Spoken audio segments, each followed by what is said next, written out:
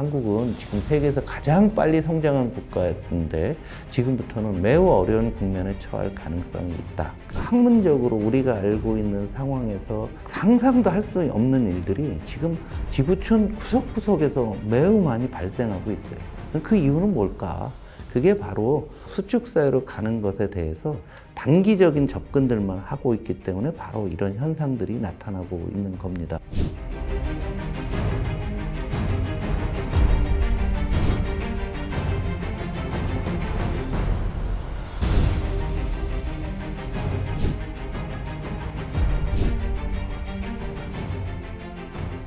안녕하세요. 홍성욱입니다. 저는 대학 졸업 후 대우증권에 들어가서 주로 리서치 업무를 하다가 운 좋게 사장까지 된 다음에 새로운 인생을 개척하기 위해서 나와서 독립 리서치 회사를 하다가 민주당 국회의원으로 가게 된 사람입니다. 저의 모든 관심은 1998년 IMF 위기 이후에 우리 세상이 어디로 가고 있느냐였습니다. 그래서 항상 제 머리에서는 미래라는 단어를 항상 갖고 살아왔고요. 2018년에 저는 7번째 책인 수축사회를 통해서 그동안에 성장하고 팽창하던 사회에서 사회가 좀 쪼그라든다는 의미, 성장이 좀 제한된다는 의미로 수축사회라는 책을 발간해서 많은 독자들이 읽어주셨습니다. 그런데 최근에 제가 다시 이제 코로나가 물러간 이후에 보니까 코로나 때문에 사실은 이 수축사회가 진행되다가 잠시 멈췄습니다.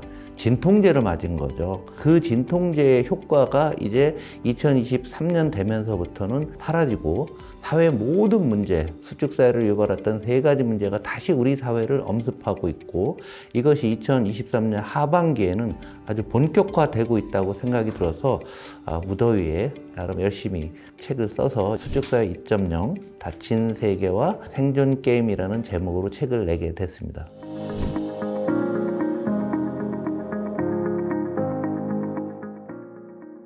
아주 쉽게 얘기하면 이렇게 보시면 될 것 같아요.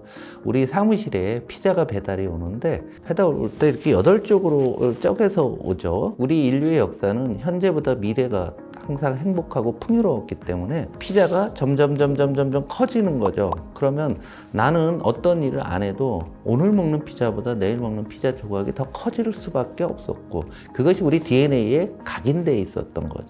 그런데 어느 순간에 피자가 안 커집니다. 근데 내 머릿속은 오늘보다는 내일이 커야 되는데 안 커지는 거죠. 이거 무슨 일이지? 그렇게 되니까 어떻게 돼요? 다른 사람 것을 뺏어 먹어야 되는 거죠. 이걸 흔히 제로섬 사회라고 합니다. 수축사회는 제로섬 사회 이후를 이야기하는데 만약에 배달 오던 피자가 줄어들었다. 이런 경우는 뺏어 먹어도 자기의 어떤 욕망을 채우지 못하게 되는 거죠. 그럴 경우는 상대방을 제거할 수밖에 없는 거죠. 그게 바로 지금 미중 패권 전쟁의 본질이고 또 개인의 입장에서는 주위의 많은 사람과의 갈등의 본질은 바로 거기에 있다라는 거고 수축사회는 그 이유가 바로 기후위기, 안전위기, 인구 감소, 과학기술의 발전에 따른 내용이다라고 저는 보고 있습니다. 이 3가지는 역사상 하나도 일어나기 어려운 것인데 3가지가 동시에 나타나면서 우리 사회를 바꾸고 있는 것이 저의 기본적인 세상을 바라보는 잣대입니다.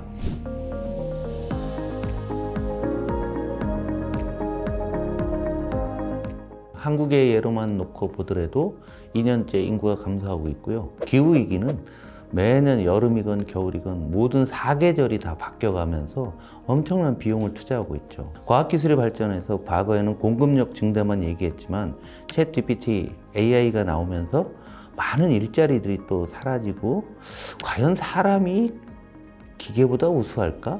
기계가 창조하는 시대까지 온 거죠. 그러면 인간이란 존재는 무엇일까라는 근본적인 의문들이 아마 우리 사회를 살아가는 지구인 공통적으로 갖고 있는 의문일 거고 제가 예상한 것보다 더 빠르게 나타나고 있는데 우리가 체감하지 못하는 이유는 코로나 때 너무 많은 돈을 풀고 금리를 역사상 가장 작게 가져갔고 국가 재정을 많이 사용했기 때문에 우리가 지금 잊고 있을 뿐이지 이 3가지 코로나 정책이 이제 더 이상 나오지 않게 되니까 여기저기서 아우성이 나오게 되고 갈등이 첨예하게 나타나는 게 현재의 상황이라고 보고 있습니다. 사례 몇 가지 말씀드릴게요. 중국에서 청년 실업률이 한국보다 높아졌습니다. 21%를 넘겼는데요. 미국에서는 정치적 갈등으로 국회의사당에 트럼프 대통령 지지자들이 난입한 사건이 있었고요. 프랑스에서는 노동운동가들이 개선문을 때려부신 사건도 기억이 나실 겁니다.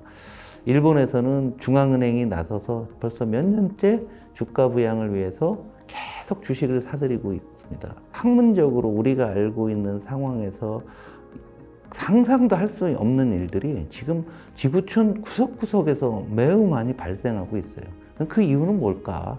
그게 바로 수축사회로 가는 것에 대해서 단기적인 접근들만 하고 있기 때문에 바로 이런 현상들이 나타나고 있는 겁니다.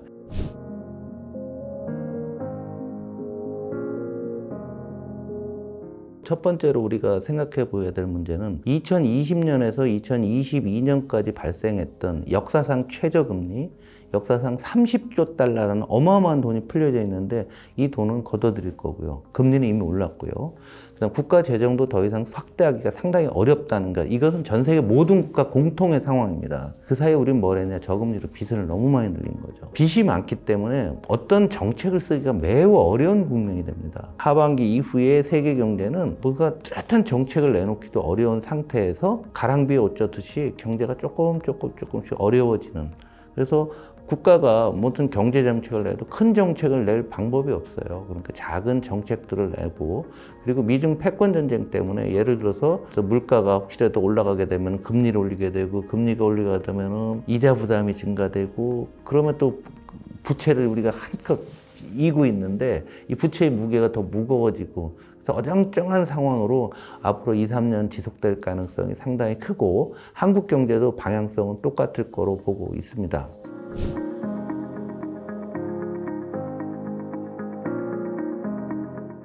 네, 21세기 들면서 세계는 세계화라는 용어가 나왔죠. 글로벌리제이션이라는 용어가 나오고, 그때 유행했던 책이 세계는 평평하다는 책은 많이들 아실 텐데요. 그런데 서로 파이 쟁탈전이 벌어지니까 세계를 단일 시장으로 놓고 보게 되면은 어딘가에 열심히 하고 노동비가 싼 쪽이 성장할 수밖에 없는 거죠. 그건 중국이었습니다. 그래서 중국이 크게 성장을 한 거고요.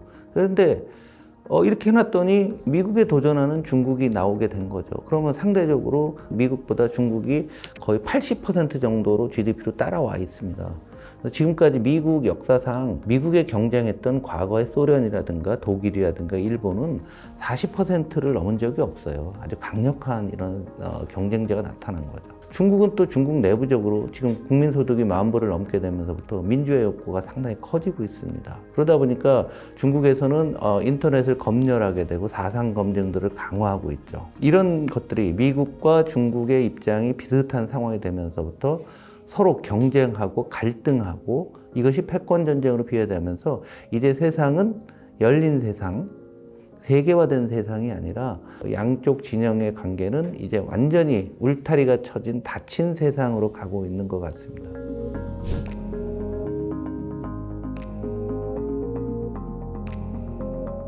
패권 전쟁 과정에서 가장 어려운 나라가 한국입니다. 한국은 21세기에 패권 전쟁이 벌어지는 전장터의 한 중심에 있습니다. 이번 전쟁을 저는 3차 세계대전으로 보는데, 이 3차 세계대전은 핵무기가 아니라 과학기술과고 그 다음에 금융전쟁으로 보고 있습니다. 그런데 이 과학기술 분야에서도 어느 분야냐면 한국이 강점 있는 반도체와 배터리가 아주 핵심적인 전선을 치중하고 있습니다. 그래서 한국의 위치 잡기가 매우 어려운 게 현재의 상황인데요. 일단 한국의 리더 그룹들이 지금 각성해야 됩니다. 지금 우리 한국의 리더 그룹들은 1980년대, 90년대식의 정책을 갖다가 지금 쓰려고 하고 있고, 그러니까 세상의 변화에 대한 탐구가 적어요. 특히 공직자들의 수준들이 그런 만큼 안 되기 때문에 우리나라 한국을 끌고 가는데 큰 문제가 있다.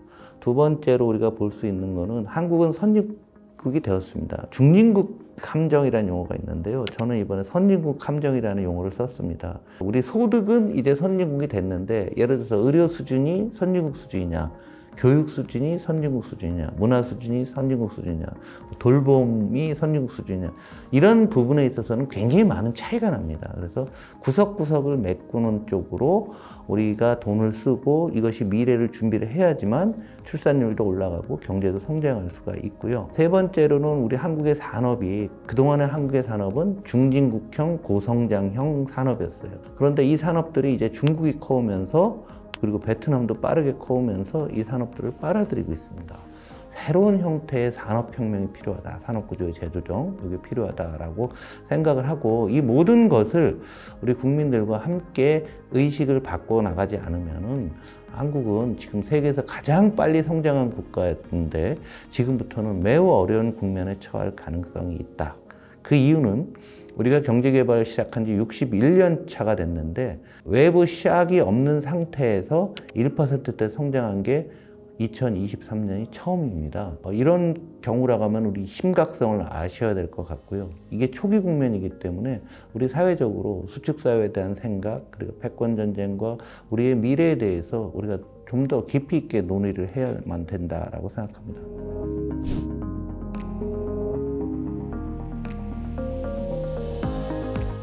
현재 나타나고 있는 수축사회의 변화는 역사적인 변화입니다. 누구한테 조언을 구할 수도 없고요. 본인이 공부해서 본인이 적응하는 수밖에 없습니다. 저도 이런 사회가 온다고 하지만 해법과 관련된 부분들은 쉽게 제시하기가 어렵습니다. 그래서 우리 다양한 사회 병리 현상이나 많은 갈등, 기득권이 무너진 이런 현상을 원인들은 대부분 다 알고 계실 거예요. 그걸 담담히 받아들이고 지금보다는 10년 후, 20년 후의 미래에 이 추세가 지속되면 어떻게 될까를 한번 상상을 해보시면은 나름대로 적응 방식이 좀 나올 것 같다라는 생각이 듭니다. 과거로 우리가 돌아갈 수 있을까? 과거에 우리가 화려했던 시절이 또 올까? 저는 안 온다고 봅니다. 그렇다면 적응하는 수밖에 없는 거죠. 그래서 우리가 받아들일 수밖에 없는 현실로 받아들이고요. 아무리 어려워도 성공하는 나라는 있습니다.